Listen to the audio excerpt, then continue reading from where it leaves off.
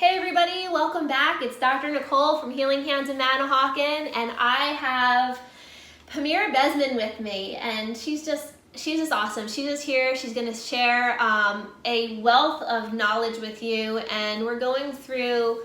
We were having a conversation about COVID-19 and the shutdown, and one of the things that we both find fascinating about this is that we're sitting here. And literally right before our eyes, we're having a transition of wealth in our country. And that's really fascinating. Really what we're seeing a lot of censorship happen, which is affecting our emotional well-being. It's affecting our financial well-being. It's affecting our physical health. And that's really connected to, I think, a big transition of wealth. I mean, we're seeing here in New Jersey anyway, restaurants are closing down permanently, gyms have closed down permanently, small mom and pop shops have closed down permanently, like they're not reopening, they're done. And we're seeing this transition of wealth to big corporation. Right. And the corporation that I'm thinking of, since we're here on social media, is like the big ones that are doing a lot of the censorship as well, like Google and Facebook and Twitter, YouTube, and these guys are making a lot of money off of COVID-19, yes. Pamira, right? Yes, absolutely. So all of the social media, big tech is social media. So as much as we want to think of them as, that's the place we go to chat with our friends, now all of that is controlled by a handful of people, and they have become so powerful that now they dictate the content. And if you say something that is not going with their narrative that benefits them, you get censored. And Right. I personally have witnessed this firsthand. I don't know if this happened to you as well. On Facebook, on Twitter, if you hit a nerve with a certain topic, all of a sudden your video is not visible anymore. Yeah. And then one of my videos with Nurse Jen from a rally earlier this summer actually went viral to 3 million views. And that same video that was okay until 3 million all of a sudden was going against the community standards the moment it hit 3 million. Wow. Because we reach too many people according to Facebook.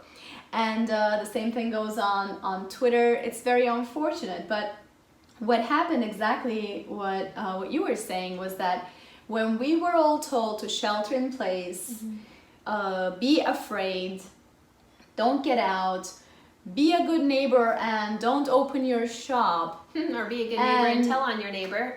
Yeah, right, unfortunately that too. So you not only didn't have an income stream anymore, but you constantly still had expenses. Yes. And we still are paying taxes, so that didn't go away. Actually, our taxes have gone up in the meantime. Our property taxes went up in our neighborhood. Yes.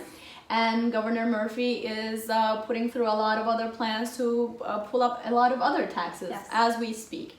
So those are all in the works. So we're supposed to be good citizens, do as we're told, give from what we don't have, and constantly keep doing that, although it's not sustainable anymore. And now we can't even shop from each other. We have to shop from the institutions that they have approved. So everybody's buying from Amazon. Everybody's ordering online from the handful of places that are approved. And then the big box stores have seen a great increase in their wealth. Those that have remained open. Home Depot is fine, Walmart is fine, Target is fine, all the drugstores are fine. But you go to a much smaller store from a mom and pop store and all of a sudden you're gonna die. So we need to understand what's happening here. The middle class was already in a tight situation, and now it became tighter. And to resist tyranny takes a little bit of comfort zone, takes a little bit of freedom. You have to have that little bit of leeway to drive yourself to Trenton. Right. You have to have that little bit of leeway to take a day off from work without fearing that you're not going to be able to put food on the table. Right. You need a little bit of that to maintain that space that you can maintain your dignity. Mm-hmm. And unfortunately, we've let it go a little too far. Mm-hmm. More of the money from the middle class has shifted into the top 0.01%, and now we have to really wake up. Right.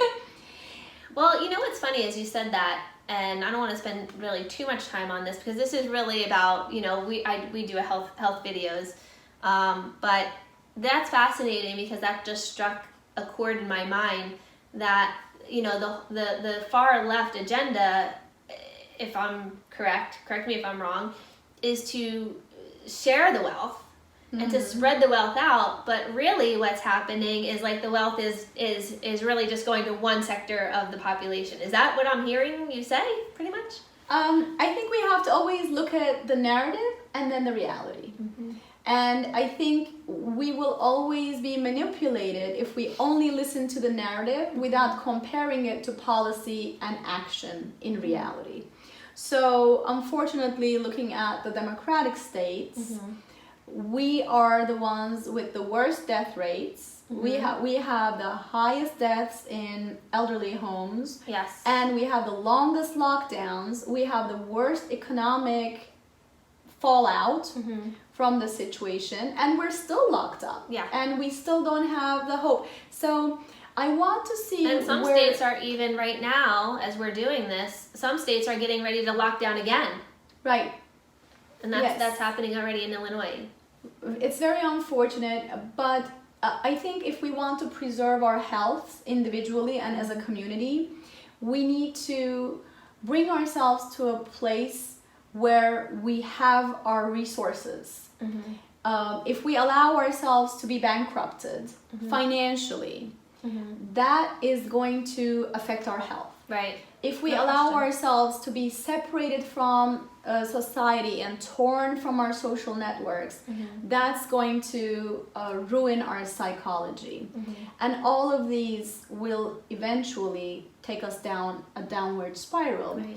So fighting for our rights as citizens, as business owners, as families, our choices, it's very important because all of them together create this ecosystem for us where we can be healthy individuals, and then healthy individuals make healthy population overall. So I think my call to action here is to invite everyone, if you're suffering or if you know others suffering, speak up.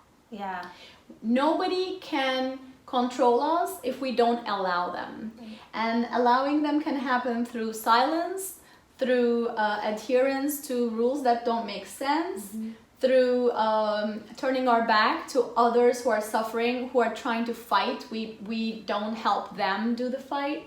We have to speak up and stand up. Right. And then if we all do that, we can save our livelihood and save our health. Right. Agreed. I don't have anything else to say to that. Like, was that awesome? That's totally awesome.